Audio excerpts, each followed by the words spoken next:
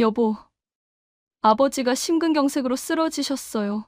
지금 중환자실이에요. 빨리 병원으로 와주세요. 에이, 과로했나 보네. 우리 유럽 패키지 다 예약했는데 어쩌라고? 너가 알아서 하면 되잖아. 6년 동안 시댁 눈치만 보며 살았지만 이 순간만큼은 달라질 거라 믿었습니다. 하지만 그들은 이미 공항 라운지에서 샴페인을 마시고 있었죠.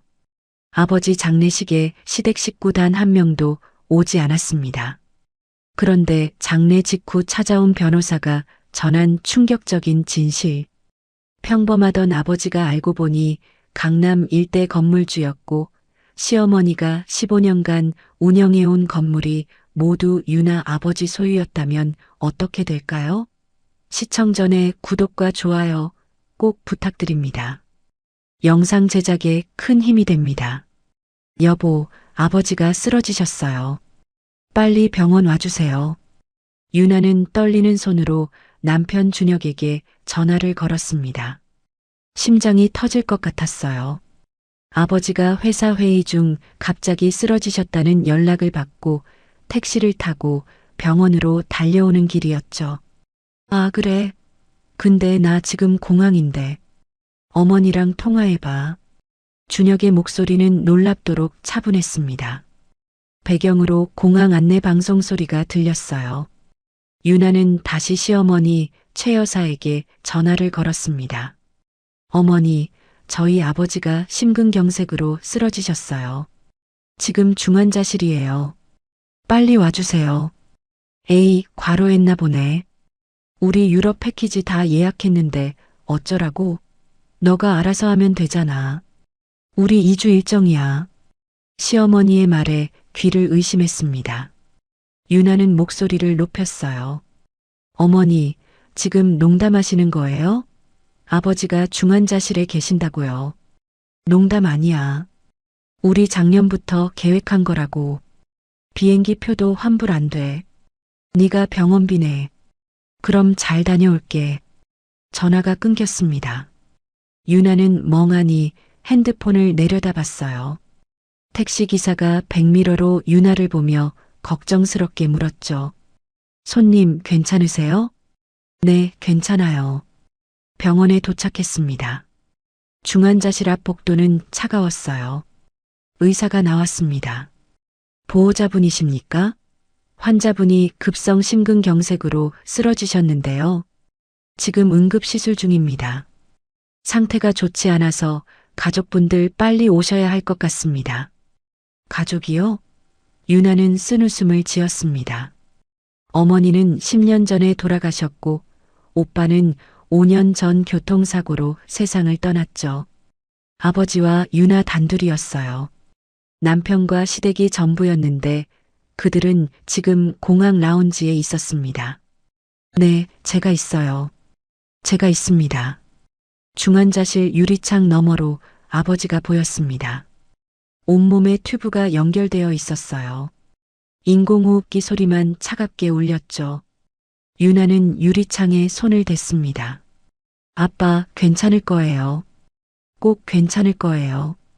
하지만 믿음이 가지 않았어요. 의사 선생님 표정이 너무 어두웠으니까요. 유나는 복도 벤치에 앉아 다시 준혁에게 전화를 걸었습니다. 여보, 의사 선생님이 가족들 빨리 오라고 하셔. 제발 와줘. 나 혼자는 무서워. 유나야, 나도 가고 싶지. 근데 어머니가 안 된대. 이미 출국 수속 다 받았어. 비행기도 곧 출발이고. 미안해. 미안하다는 말이 이렇게 가볍게 느껴진 적이 없었습니다. 그럼 혼자라도 와줘. 어머니는 여행 가셔도 되니까 당신만이라도. 유나야, 그게 어떻게 돼?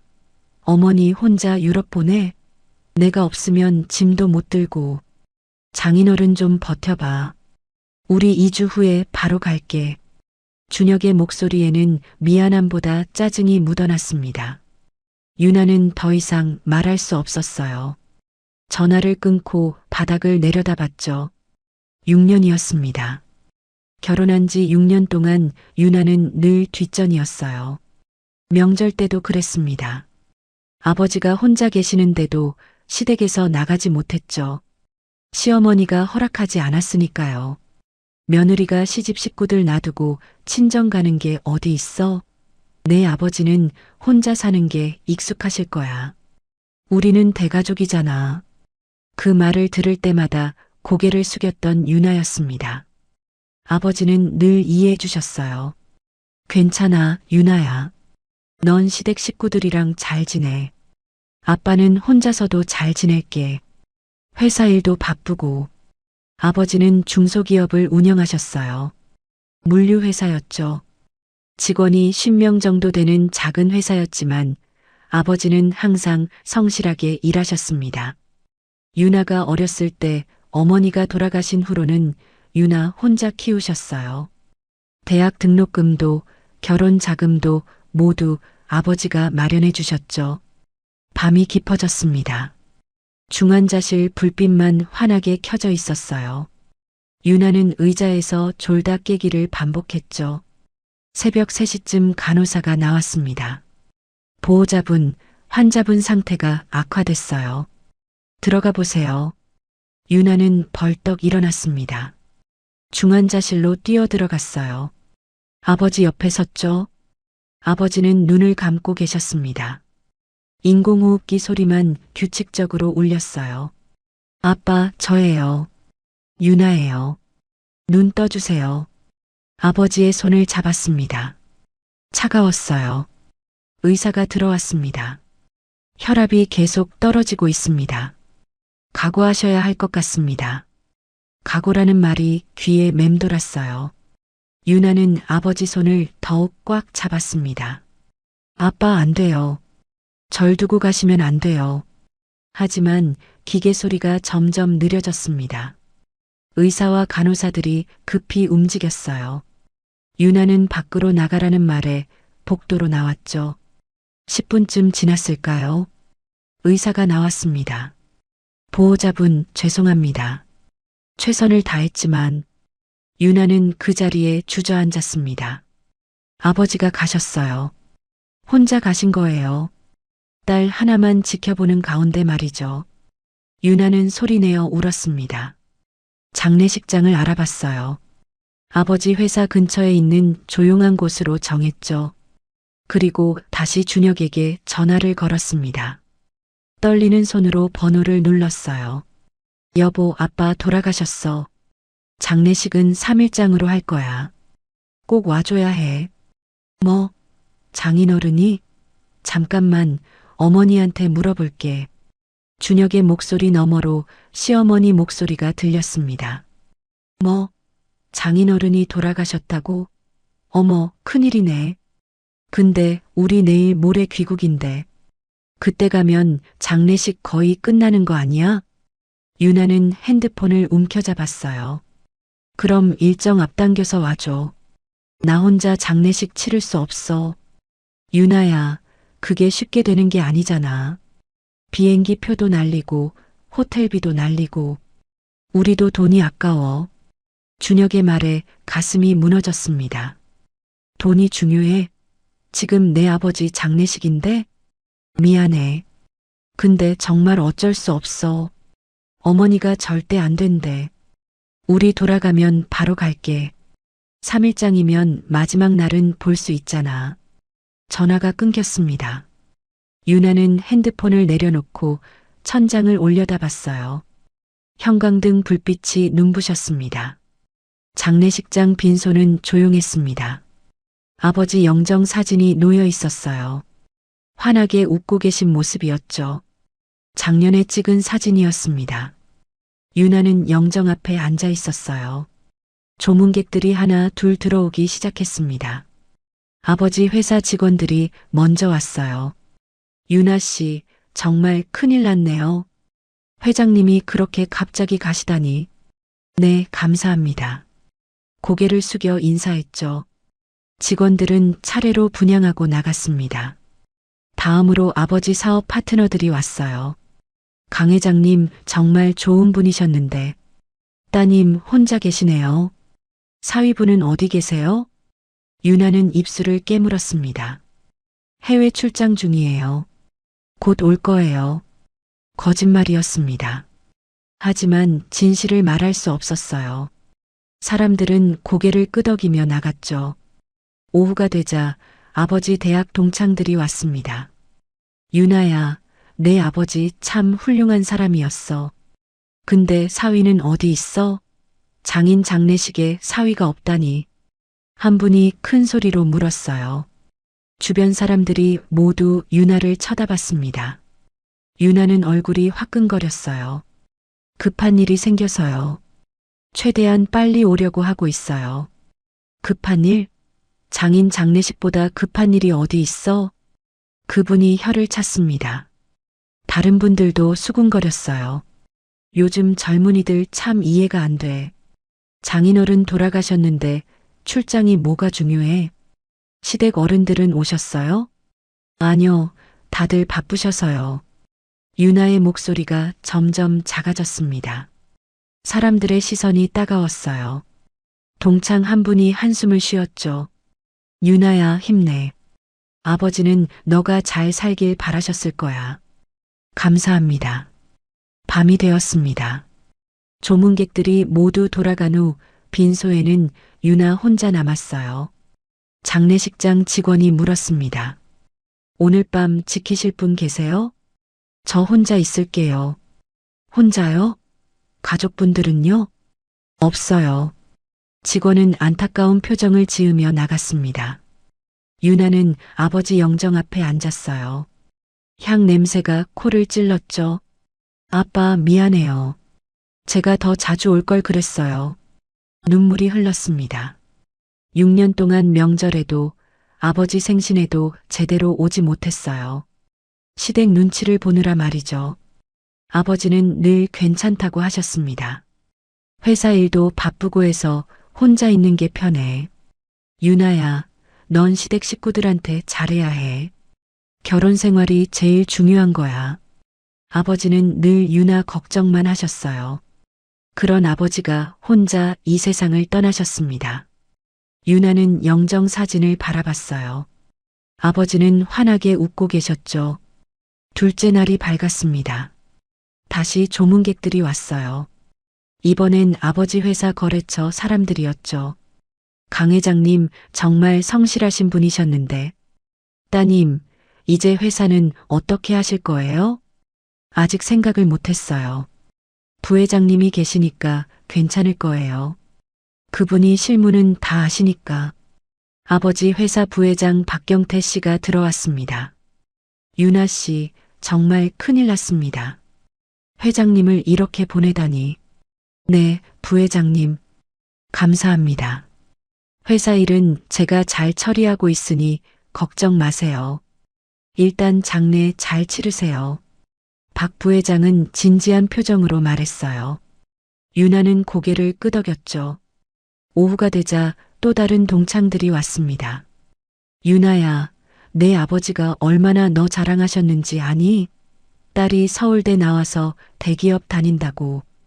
유나는 대학 졸업 후 대기업에 다니다가 결혼과 함께 퇴사했어요. 지금은 집에서 살림만 하고 있었죠. 네, 감사합니다. 근데 남편은 아직도 안 왔어?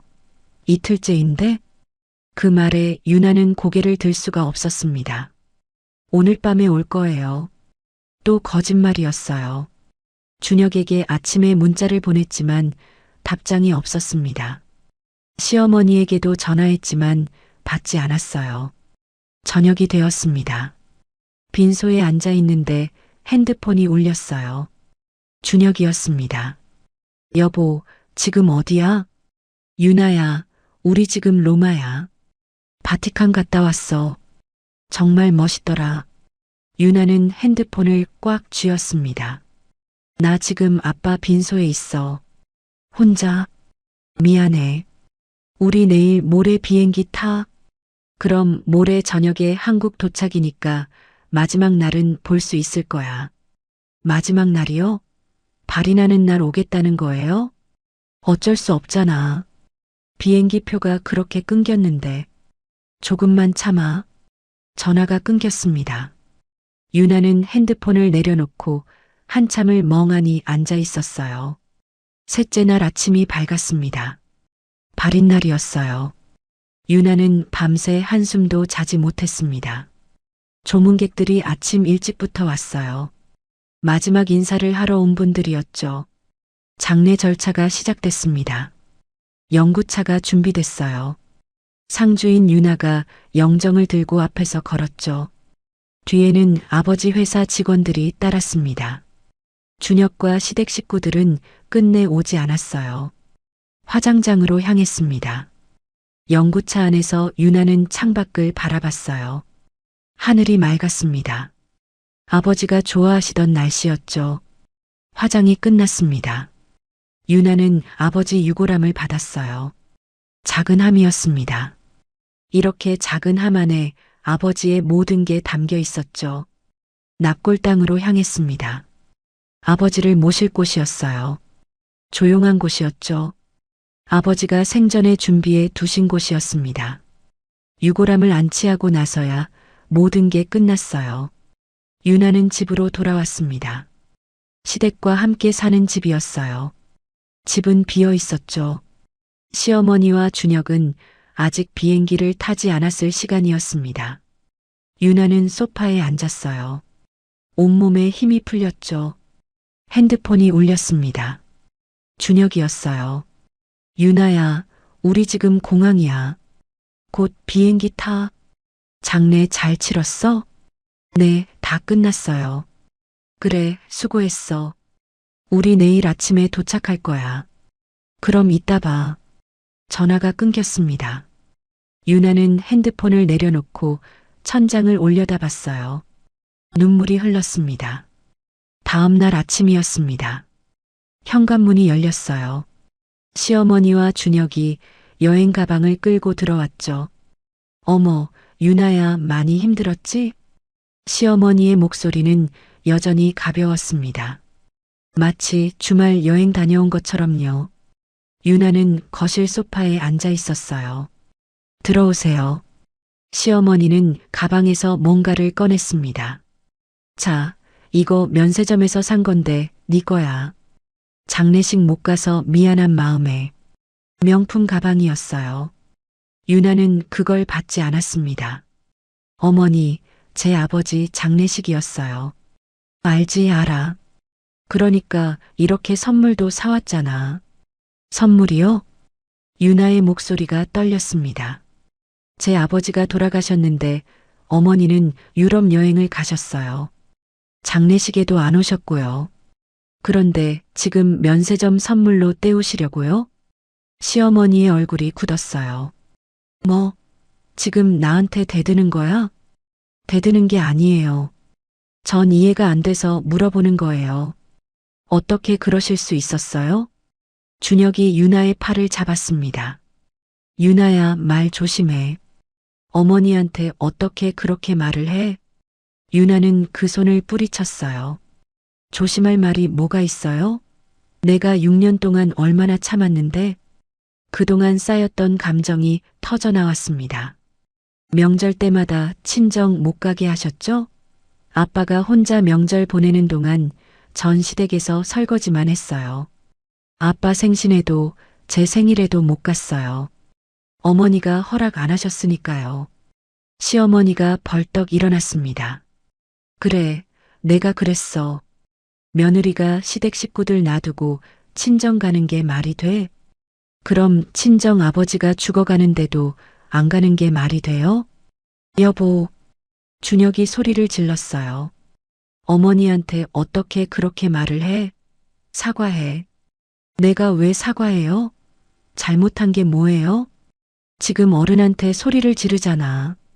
그럼 어머니는요? 유나의 목소리도 커졌습니다. 제 아버지가 중환자실에 있을 때 뭐라고 하셨어요? 과로했나 보다고 알아서 하라고 하셨잖아요. 시어머니의 얼굴이 붉어졌어요. 내가 언제 그랬어? 난 네가 알아서 하라고 했지. 그게 다르지 않아요. 유나는 눈물을 흘렸습니다. 아빠는 결국 돌아가셨어요. 그리고 전 혼자 장례식을 치렀어요. 혼자 조문객들 맞이하고 혼자 밤을 새웠어요. 목이 메었죠. 사람들이 뭐라고 했는지 아세요? 사위가 어디 갔냐고. 시댁 식구들은 왜 안 오냐고 물었어요.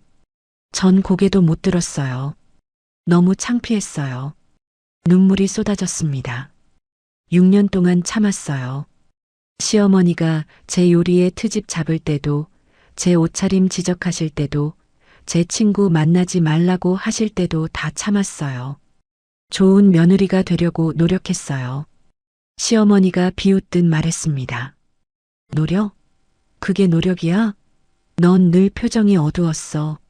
시댁 식구들한테 웃는 것도 힘들어 보이더라. 당연하죠. 전 행복하지 않았으니까요. 거실이 조용해졌습니다. 준혁이 멍하니 유나를 바라봤어요. 유나야, 그게 무슨 소리야? 사실이에요. 전 이 결혼 생활에서 단 한 번도 행복했던 적이 없어요. 준혁의 얼굴이 일그러졌어요. 그럼 나한테 왜 말 안 했어? 말했잖아요. 여러 번 말했어요.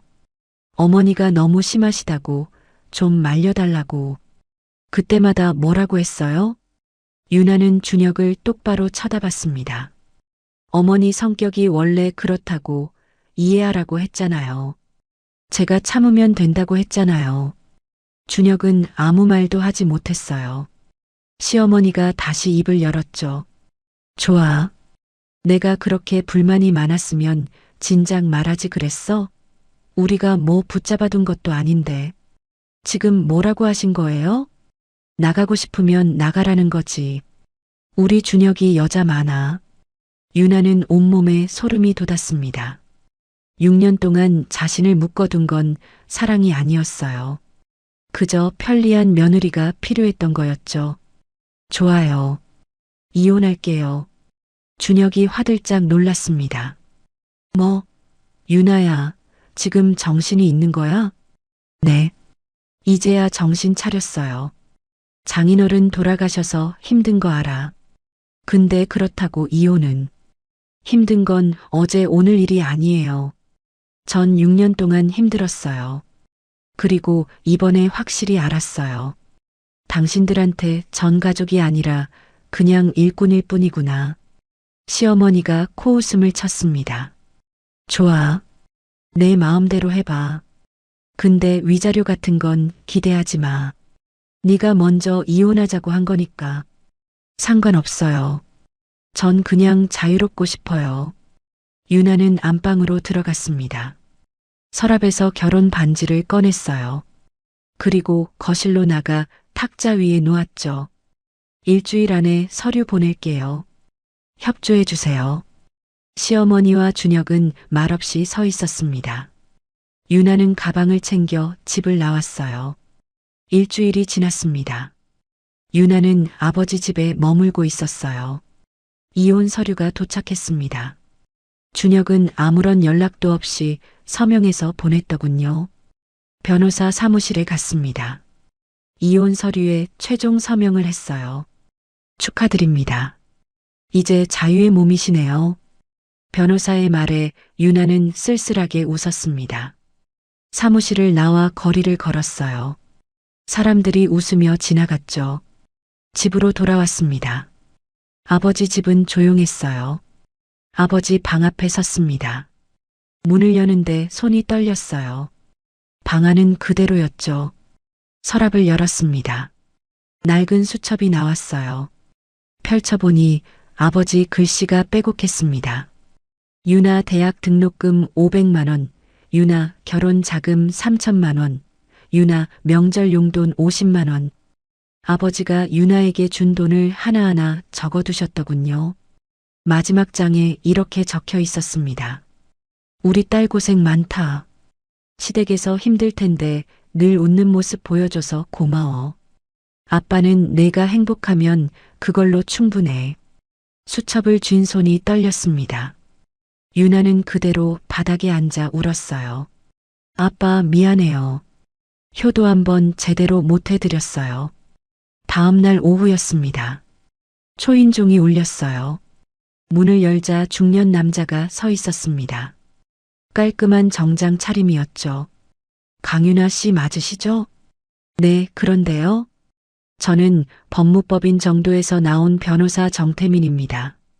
돌아가신 강석훈 회장님의 유언 집행을 맡았습니다. 심장이 철렁했어요. 아버지 유언이요? 네. 들어가서 말씀드려도 될까요? 거실로 안내했습니다. 정 변호사는 가방에서 서류 봉투를 꺼냈어요. 먼저 이걸 읽어보시겠습니까? 편지였습니다. 아버지 필체였어요. 손이 떨렸죠. 봉투를 뜯었습니다. 유나야, 아빠야. 이 편지를 읽고 있다면 아빠는 이미 곁에 없겠구나. 미안해. 아무 말도 안 하고 떠나서 눈물이 흘렀습니다. 하지만 아빠한테는 비밀이 있었어. 내가 어렸을 때부터 준비해 온 거야. 아빠가 운영하던 물류회사 기억하지? 그게 전부가 아니었어. 아빠는 20년 전부터 부동산에 투자했단다. 강남 일대 상업용 건물 5동. 모두 네 거야. 가슴이 쿵쾅거렸어요. 그리고 물류회사 지분 65%도 내 거야. 시댁 눈치 보느라 힘들었지? 아빠가 다 알아. 그래서 더 비밀로 했어. 만약 시댁이 알았다면 너한테서 빼앗으려 했을 거야. 손이 떨려서 편지를 제대로 잡을 수가 없었어요. 이제 이 모든 게 네 거야. 회사도 건물도 전부. 당당하게 살아. 더 이상 눈치 보지 말고. 아빠가 평생 모은 건 너의 행복을 위한 거였어. 사랑한다, 우리 딸. 편지를 다 읽고 나니 숨이 막혔습니다. 정 변호사가 조용히 말했어요. 유언장을 보시겠습니까? 정 변호사가 서류를 펼쳤습니다. 유나는 떨리는 손으로 서류를 받아들었어요. 고인께서는 강남 일대 상업용 건물 5동을 보유하고 계셨습니다. 모두 따님께 상속하신다는 유언을 남기셨어요. 5동이요? 네. 그리고 이것도 보셔야 할 것 같습니다. 또 다른 서류였어요. 부동산 등기부등본이었죠. 청담동 상가 건물, 압구정동 오피스텔, 논현동 복합상가, 역삼동 업무용 빌딩, 그리고 신사동 패션 빌딩입니다. 얼마짜리인데요? 감정가로 총 1,200억 원입니다. 유나는 눈을 감았습니다. 믿기지 않았어요. 그리고 주식회사 강성물류의 발행 주식 65%를 보유하고 계셨습니다. 이것도 전부 따님께 상속하셨고요. 회사 규모가 어느 정도인가요? 작년 기준 매출액이 350억 원입니다. 직원은 200명 정도 되고요. 유나는 소파에 기댔습니다. 아버지가 이런 걸 준비하고 계셨다니. 지금 어떻게 해야 하나요? 상속 등기를 진행하셔야 합니다. 상속세는 제가 세무사와 함께 처리해 드릴게요. 그리고 이번 주 금요일에 건물 세입자 간담회가 있습니다. 간담회요? 네. 고인께서는 매년 세입자들과 간담회를 하셨어요. 이번에는 새로운 건물주로서 따님께서 참석하셔야 할 것 같습니다. 며칠 후 금요일이 되었습니다. 유나는 신사동 패션 빌딩으로 향했어요. 10층짜리 건물이었죠. 1층부터 5층까지는 상가, 6층부터 10층까지는 사무실이었습니다. 로비로 들어갔어요. 깔끔한 대리석 바닥이었습니다. 안내데스크 직원이 인사했죠. 안녕하세요. 어디 찾으십니까? 저는 강윤아입니다. 오늘 세입자 간담회 참석하러 왔어요. 직원의 표정이 바뀌었습니다. 아, 신임 회장님이시군요. 10층 회의실로 안내해 드리겠습니다. 엘리베이터를 탔어요. 10층에 도착하자 회의실 문이 보였습니다. 정 변호사가 나와서 맞아주었죠. 회장님, 이쪽입니다. 세입자분들이 모두 대기 중이세요. 회의실 문을 열었습니다. 안에는 30명 정도의 세입자들이 앉아 있었어요. 유나가 들어가자 모두 일어났습니다. 단상으로 올라갔어요. 마이크를 잡았습니다. 안녕하십니까? 유나 홀딩스 회장 강윤아입니다. 박수 소리가 났습니다. 유나는 천천히 세입자들을 둘러봤어요. 그때 앞줄에 앉은 사람이 눈에 들어왔습니다. 시어머니 최 여사였어요. 심장이 쿵했습니다. 시어머니도 유나를 봤어요. 얼굴이 하얗게 변했죠. 옆에는 준혁도 앉아 있었습니다. 오늘은 건물주로서 여러분을 만나러 왔습니다. 제 아버지께서 이 건물을 20년간 운영해 오셨는데 이제 제가 그 뜻을 이어가려고 합니다. 시어머니의 입이 벌어졌어요. 여러분께서 편안하게 사업하실 수 있도록 최선을 다하겠습니다. 궁금하신 점 있으시면 말씀해 주세요. 한 세입자가 손을 들었습니다. 회장님, 임대료 인상 계획이 있으신가요? 당분간은 동결하겠습니다. 다만 계약 조건은 재검토할 예정입니다. 시어머니가 얼굴이 굳어가는 게 보였어요. 특히 장기 세입자분들의 계약 조건을 확인 중입니다. 일부 특혜성 계약이 있었던 것으로 파악됩니다. 간담회가 끝났습니다. 세입자들이 하나 둘 나갔어요. 시어머니와 준혁만 자리에 남아 있었죠. 유나는 단상에서 내려왔습니다. 시어머니가 다가왔어요. 유나야, 이게 대체 무슨 일이야? 보시는 그대로예요. 제가 이 건물 주인이에요. 내가 건물주라고? 장인어른이 물류회사 하시는 줄 알았는데 물류회사도 하셨죠. 하지만 부동산 투자도 하셨어요. 20년 동안요. 시어머니는 말을 잃었습니다. 유나는 서류를 꺼냈어요. 어머니, 이거 보세요. 2층 부티크, 3층 부티크, 5층 부티크. 모두 어머니 가게죠? 시어머니가 고개를 끄덕였습니다. 15년 동안 여기서 장사하셨네요. 그런데 임대료를 보니까 이상한 게 있어요. 뭐가 이상한데? 시세의 50%밖에 안 내셨더라고요. 15년 동안요. 시어머니의 얼굴이 굳었어요. 그건 장인어른이 사돈 사이라고 배려해 주신 거야. 맞아요. 아버지께서 배려해 주셨죠. 제가 시댁 며느리였을 때요. 그럼 지금은? 지금은 남이잖아요. 이혼했으니까요. 준혁이 나섰습니다. 유나야, 그래도 6년을 가족으로 살았잖아. 이렇게까지 할 거야? 6년을 가족으로 살았다고요? 유나는 준혁을 쳐다봤습니다. 제 아버지 장례식에 온 적 있어요? 준혁은 대답하지 못했어요. 유럽 여행 가셨잖아요. 그게 가족이에요? 그건 유나는 시어머니를 봤습니다.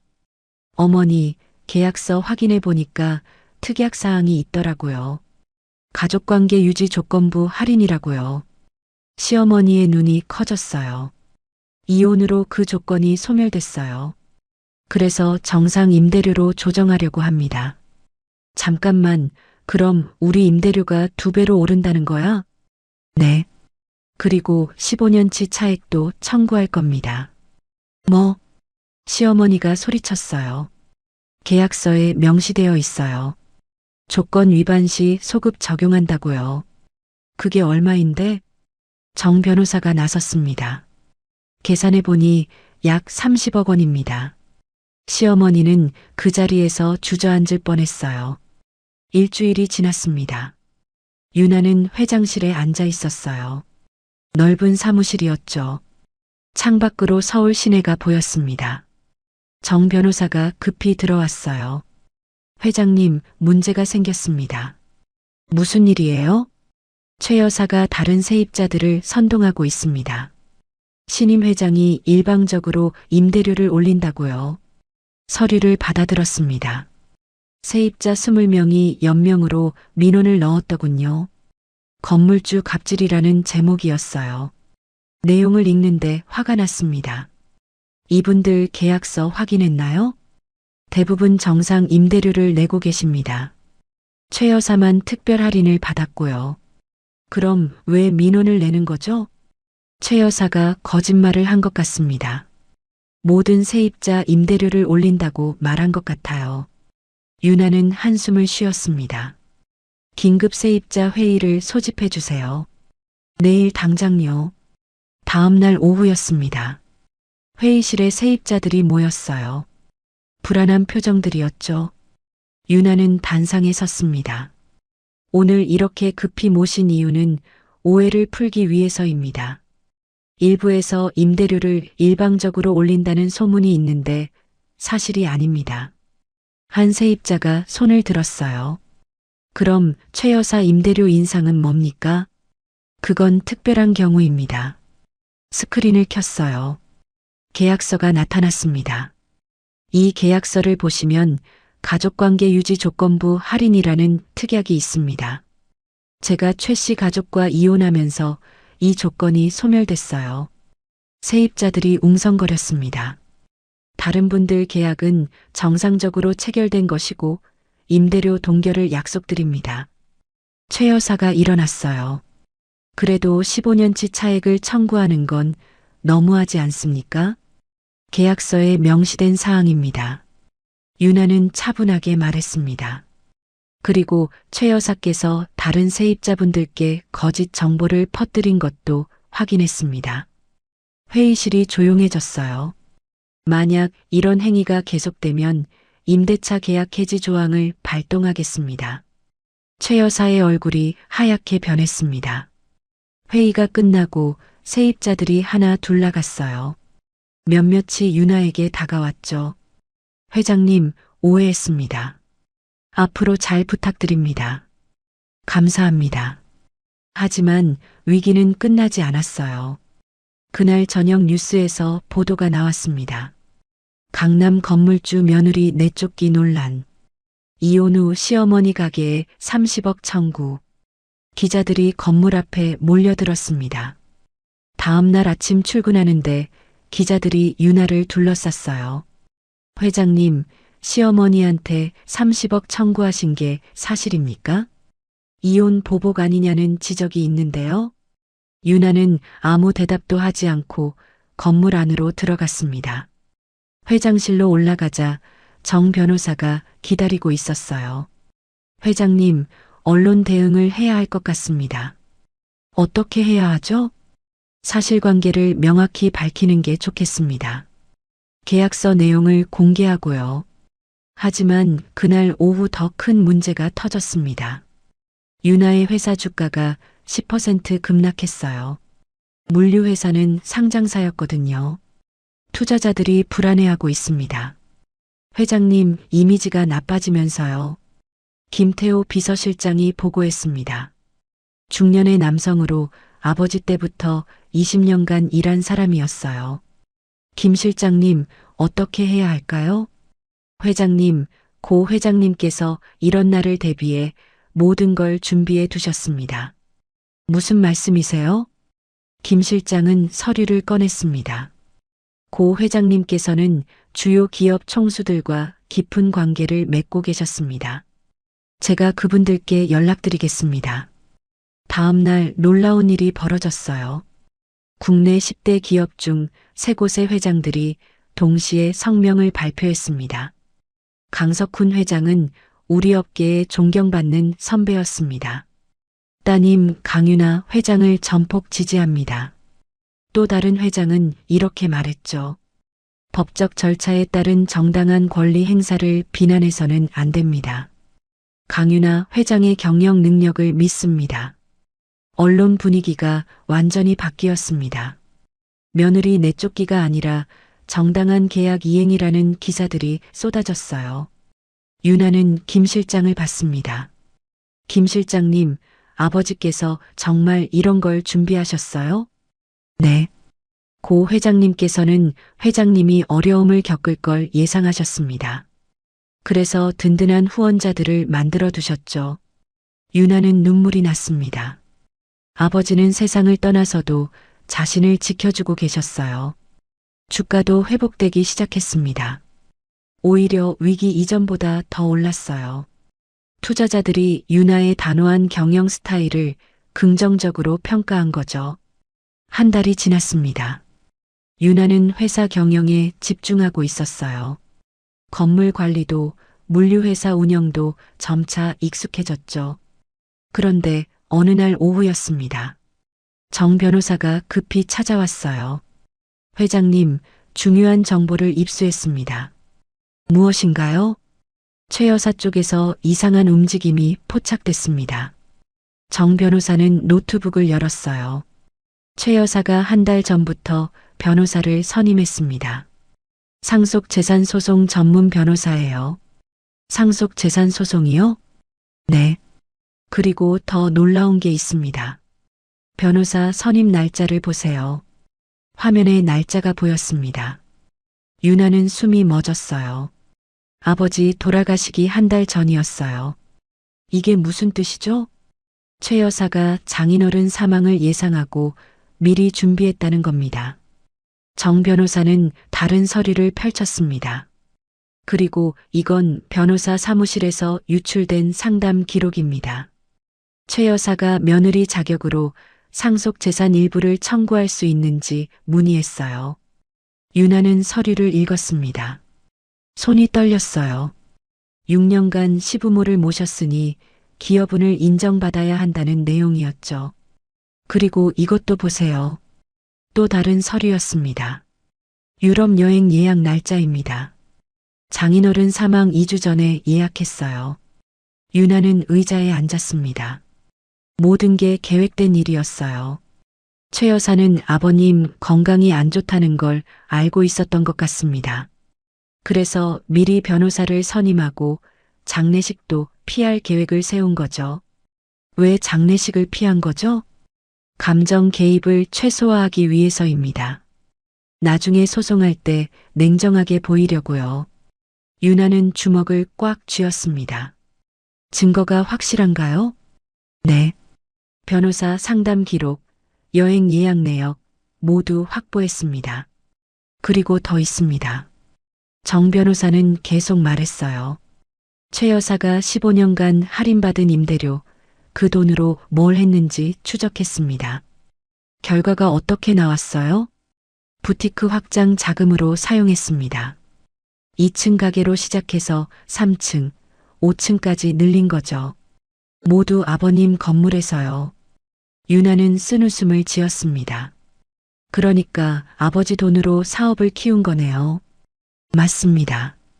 그리고 이 사실을 숨기기 위해 회계 장부도 조작했습니다. 회계 조작이요? 네. 실제 임대료보다 더 많이 낸 것처럼 장부를 꾸몄어요. 탈세를 피하려고요. 유나는 일어났습니다. 국세청에 제보하세요. 네, 알겠습니다. 그리고 형사 고소도 준비해 주세요. 사기, 배임, 탈세 모든 혐의로요. 일주일 후 국세청 조사가 시작됐습니다. 최 여사의 부티크 3곳 모두 세무조사를 받았어요. 그리고 검찰에서도 연락이 왔습니다. 강윤아 회장님이시죠? 최 여사 고소건으로 조사하려고 합니다. 진술서 작성해 주셔야겠습니다. 유나는 검찰청에 갔습니다. 조사실에서 모든 걸 진술했어요. 고소인께서는 피고소인 최 여사가 계획적으로 범행을 저질렀다고 주장하시는 거죠? 네. 증거가 다 있습니다. 검사는 서류를 검토했습니다. 변호사 상담 기록, 여행 예약 내역, 회계 장부 조작 증거. 충분히 기소할 수 있겠네요. 한 달 후 기소장이 접수됐습니다. 최 여사는 사기, 배임, 조세 포탈 혐의로 기소됐어요. 뉴스에서도 보도됐습니다. 강남 부티크 운영자 최모 씨, 전 며느리 아버지 재산 노리고 계획적 범행. 최 여사의 얼굴이 모자이크 처리되어 화면에 나왔어요. 유나는 뉴스를 끄고 창밖을 바라봤습니다. 재판날이 다가왔습니다. 유나는 아침 일찍 법원으로 향했어요. 정 변호사가 함께였죠. 회장님, 긴장되시죠? 아니요. 오히려 후련해요. 법원 앞에 도착했습니다. 기자들이 몰려 있었어요. 유나는 담담하게 걸어 들어갔죠. 법정 안으로 들어갔습니다. 방청석에는 여러 사람들이 앉아 있었어요. 최 여사가 피고인석에 앉아 있었습니다. 준혁도 함께 왔더군요. 모두 일어나세요. 판사님이 입장하셨습니다. 피고인 최 여사에 대한 사기 등 사건을 시작하겠습니다. 검사가 일어났어요. 피고인은 전 며느리 아버지의 사망을 예상하고 계획적으로 범행을 저질렀습니다. 먼저 변호사 상담 기록을 제출하겠습니다. 스크린에 서류가 나타났습니다. 피고인은 피해자 생전에 이미 상속재산 소송을 준비하고 있었습니다. 며느리 자격으로 기여분을 청구하려고 했죠. 최 여사의 변호사가 일어났어요. 그건 단순한 법률 상담이었습니다. 실제로 소송을 제기한 적은 없습니다. 제기할 기회가 없었던 겁니다. 며느리가 먼저 이혼했으니까요. 검사가 반박했습니다. 그리고 여행 예약 내역을 보시죠. 피해자 사망 2주 전에 예약했습니다. 장례식 날짜와 정확히 겹치게요. 우연입니다. 우연이라고요? 그럼 왜 며느리가 장례식 참석을 간곡히 부탁했는데도 거절했습니까? 최 여사는 대답하지 못했습니다. 그리고 회계 조작 증거입니다. 검사는 장부를 제출했어요. 피고인은 15년간 임대료를 시세의 50%만 냈습니다. 하지만 장부에는 정상 임대료를 낸 것처럼 기록했죠. 탈세를 위해서입니다. 판사님이 최 여사를 보셨습니다. 피고인 할 말 있습니까? 최 여사가 일어났어요. 저는 그냥 절약한 돈으로 사업을 키운 것뿐입니다. 잘못이 뭡니까? 절약이 아니라 특혜입니다. 유나가 일어났습니다. 제 아버지께서 가족이라는 이유로 배려해 주신 겁니다. 그런데 어머니는 그 돈으로 사업을 키우고 제 아버지 사망까지 계획하고 장례식도 거부하셨어요. 목소리가 떨렸지만 또렷했습니다. 그게 가족이 할 짓입니까? 최 여사는 고개를 떨궜어요. 재판은 석 시간 동안 계속됐습니다. 증거가 하나씩 제시될 때마다 최 여사는 할 말을 잃었죠. 그럼 선고하겠습니다. 판사님이 서류를 보셨어요. 피고인 최 여사는 사기죄로 징역 2년, 조세포탈죄로 벌금 5억 원을 선고합니다. 최 여사의 얼굴이 하얗게 변했어요. 다음 주 민사재판에서 손해배상 액수가 확정될 것입니다. 법정을 나왔습니다. 기자들이 몰려들었어요. 회장님, 시어머니한테 징역형이 선고됐는데 기분이 어떠세요? 유나는 잠시 멈춰섰습니다. 법이 정의를 실현했다고 생각합니다. 복수 아니냐는 지적도 있는데요. 복수가 아닙니다. 정당한 권리 행사입니다. 그리고 걸어갔습니다. 정 변호사가 따라왔어요. 회장님, 정말 멋지셨습니다. 일주일 후 민사재판이 열렸습니다. 이번에는 손해배상 금액을 정하는 자리였어요. 원고 측 주장을 들어보겠습니다. 정 변호사가 일어났습니다. 피고인은 15년간 임대료 할인으로 30억 원의 이득을 받습니다. 이를 반환해야 합니다. 그리고 계획적 사기 행위로 인한 정신적 피해 보상금 20억 원을 청구합니다. 총 50억 원이네요? 네, 맞습니다. 피고 측 변호인, 반론 있습니까?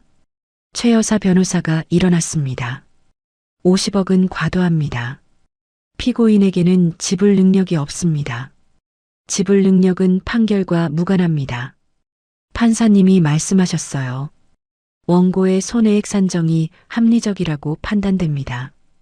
피고는 원고에게 50억 원을 배상하라. 망치 소리가 울렸습니다. 최 여사는 의자에 주저앉았어요. 재판이 끝나고 유나는 김태호 실장을 불렀습니다. 김 실장, 내 건물에서 시댁 전부 쫓아내요. 세 곳 모두요? 네. 법적으로 가능한 모든 방법으로요. 알겠습니다. 김 실장은 바로 움직였습니다. 계약 해지 통보서가 발송됐어요. 최 여사의 부티크 세 곳 모두예요. 임대차 계약 특약 위반으로 계약을 해지합니다. 한 달 내로 퇴거하시기 바랍니다. 최 여사에게서 전화가 왔습니다. 유나는 받지 않았어요. 문자가 왔죠. 유나야, 제발 한 번만 만나자. 부탁이야. 유나는 답장하지 않았습니다. 대신 김 실장에게 지시했어요. 강제 집행 준비해 주세요. 네, 회장님. 한 달이 지났습니다. 최 여사는 가게를 비우지 않았어요. 법원 집행관이 출동했습니다. 유나는 현장에 가지 않았습니다. 사무실에서 보고만 받았죠. 2층 부티크명도 완료했습니다. 3층도 완료했습니다. 5층도 완료됐습니다. 세 곳 모두 문을 닫았어요. 최 여사의 사업은 완전히 끝났습니다. 그리고 재산 압류도 진행됐습니다. 50억 원 배상금을 받기 위해서였죠. 최 여사 명의 아파트, 차량, 예금, 계좌 모두 압류됐습니다. 최 여사에게 아무것도 남지 않았어요. 2달이 지났습니다. 유나는 회장실에서 서류를 검토하고 있었어요. 회사는 안정적으로 운영되고 있었죠. 김 실장이 들어왔습니다. 회장님, 로비에 최 여사가 와 계십니다. 유나는 펜을 내려놓았어요. 뭐라고 하던가요? 회장님을 꼭 만나야 한다고 합니다. 무릎까지 꿇고 있어요. 내보내주세요. 하지만 계속 버티고 있습니다. 유나는 한숨을 쉬었습니다. 내려가 볼게요. 엘리베이터를 타고 1층으로 내려갔습니다. 로비에 최 여사가 앉아 있었어요. 완전히 다른 모습이었죠. 초라한 옷차림이었습니다. 머리는 하얗게 새었고 얼굴은 헬쑥해졌어요. 유나를 보자 최 여사가 일어났습니다. 유나야. 최 여사님. 유나는 차갑게 말했습니다. 업무 시간에 무슨 일로 오셨나요? 유나야, 도와줘. 나 이제 정말 끝이야. 최 여사의 목소리가 떨렸어요. 집도 없어. 가게도 없어. 먹고 살 길이 막막해. 그러시겠죠. 제발 배상금만이라도 줄여줘. 50억은 너무 많아. 평생 갚아도 못 갚아. 법원에서 정한 금액이에요. 제가 어떻게 할 수 없어요. 분할로라도 해줘. 응? 한 번만 봐줘. 안 돼요. 최 여사의 눈에서 눈물이 흘렀습니다. 유나야, 제발. 우린 6년 동안 가족이었잖아. 그때 정 하나도 없어? 가족이었나요? 유나의 목소리가 더 차가워졌습니다. 제 아버지가 쓰러졌을 때 가족이셨나요? 중환자실에 계실 때는요? 돌아가셨을 때는요? 그건 내가 잘못했어. 인정해. 너무 늦었어요. 최 여사가 무릎을 꿇었습니다. 로비에 있던 사람들이 쳐다봤어요. 제발 나 이제 정말 끝이야. 살 곳도 없어. 친척들도 다 등을 돌렸어. 일어나세요. 한 번만, 딱 한 번만 기회를 줘. 유나는 고개를 저었습니다. 어머니, 아버지께서 15년간 베푼 혜택은 기억 안 나세요? 최 여사는 대답하지 못했어요. 매달 수천만 원씩 아끼셨잖아요. 그 돈으로 사업 확장하셨고요. 그런데 아버지 장례식엔 오지 않으셨어요. 유나는 계속 말했습니다. 아버지 돌아가시기 전부터 변호사 선임하셨죠? 상속 재산 가로채려고요. 그게 가족이에요? 아니야. 난 그냥. 최 여사가 말끝을 흐렸습니다. 유나는 경비에게 손짓했어요. 이분 나가시게 해주세요. 그리고 다시는 출입 금지시켜주세요. 네, 회장님. 경비가 최 여사를 부축했습니다. 최 여사가 소리쳤어요. 유나야, 넌 정말 냉정해. 인정머리도 없어. 유나는 돌아서서 엘리베이터로 향했습니다. 후회할 거야. 넌 평생 이 죄책감을 안고 살 거야. 최 여사의 목소리가 점점 멀어졌어요. 유나는 엘리베이터 문이 닫힐 때까지 무표정했습니다. 회장실로 돌아왔어요. 의자에 앉아 창밖을 바라봤습니다. 가슴 한구석이 아팠지만 후회는 없었어요. 김 실장이 조심스럽게 물었습니다. 회장님, 괜찮으세요? 네, 괜찮아요. 힘드셨을 텐데요. 아니요. 이제 정말 끝났어요. 다음 날 유나는 아버지 묘소를 찾아갔습니다. 낙골당이었어요. 아버지 유골함 앞에 꽃을 놓았습니다. 아빠, 다 끝났어요. 조용히 말했습니다. 아버지를 괴롭힌 사람들한테 제대로 응징했어요. 이제 편히 쉬세요. 바람이 불었습니다. 창문으로 들어온 바람이 꽃을 흔들었어요. 앞으로 잘 살게요. 아버지가 만드신 회사 잘 키울게요.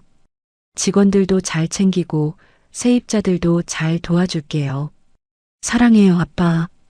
그리고 감사해요. 모든 걸 준비해 주셔서요. 납골당을 나왔습니다. 하늘은 맑았어요. 햇살이 따뜻했죠. 차에 올라 핸드폰을 봤습니다. 김 실장에게서 문자가 와 있었어요. 회장님, 다음 주 이사회 준비 완료했습니다. 신규 사업 계획안도 검토 부탁드립니다. 유나는 미소를 지었습니다. 회사로 향했어요. 사무실에 도착해서 서류를 펼쳤습니다. 신규 사업 계획이었어요. 물류 사업 확장, 해외 진출, 새로운 건물 매입 계획이 담겨 있었죠. 김 실장이 들어왔습니다. 회장님, 이번 계획 어떻게 보십니까? 좋아요. 진행하죠. 정말요? 투자 규모가 큰데요. 아버지께서 기반을 다 만들어 두셨잖아요. 이제 제가 키워나갈 차례예요. 김 실장이 고개를 끄덕였습니다. 고 회장님께서 회장님을 보시면 정말 자랑스러워 하실 겁니다. 그날 저녁 유나는 사무실에 혼자 남았습니다. 서울 야경을 바라봤어요. 도시의 불빛이 반짝였죠. 창가에 서서 생각했습니다. 6년 전 결혼할 때 상상도 못했던 삶이었어요. 눈치 보는 며느리에서 수천억 원대 기업 회장이 됐으니까요. 아버지가 모든 걸 준비해 두셨던 거예요. 유나가 힘들 때를 대비해서요.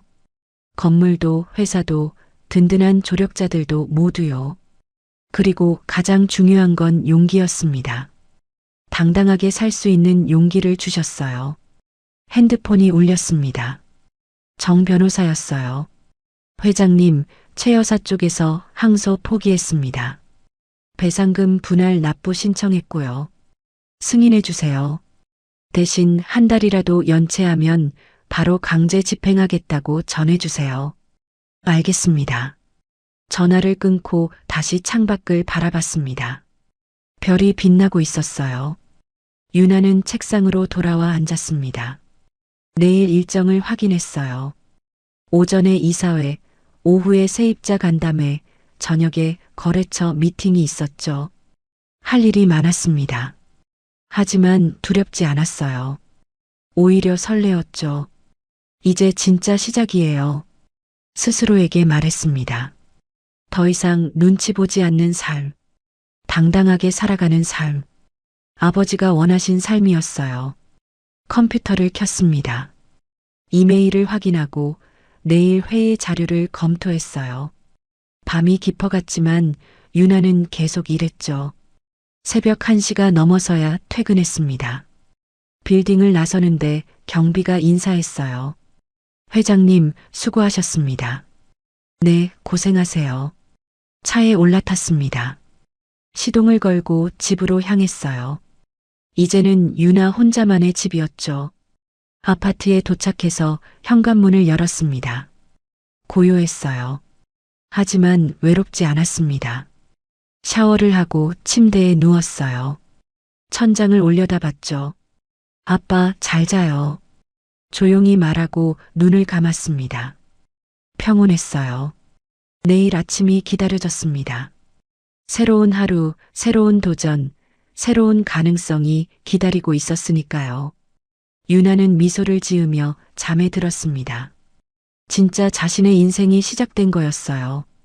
가족이라는 이름으로 정당화되는 무시와 차별, 그리고 며느리라는 이유로 당연하게 여겨지는 희생에 대한 질문입니다. 누군가의 부모 장례식을 건너뛰면서도 면세품으로 미안함을 대신할 수 있다고 생각하는 사회. 착하고 순종적인 며느리만을 요구하면서 그의 아픔은 외면하는 관계들. 혹시 우리도 가족이라는 이름 뒤에 숨어 상처 주는 말을 쉽게 내뱉진 않았나요? 진정한 관계는 일방적인 희생이 아니라 서로를 아끼는 마음에서 만들어집니다. 오늘 이 이야기가 우리 모두에게 작은 울림이 되길 바랍니다. 오늘 이야기가 좋으셨다면 구독과 좋아요, 알람 설정 잊지 마시고 소중한 댓글 하나가 큰 힘이 됩니다. 시청해 주셔서 진심으로 감사드립니다.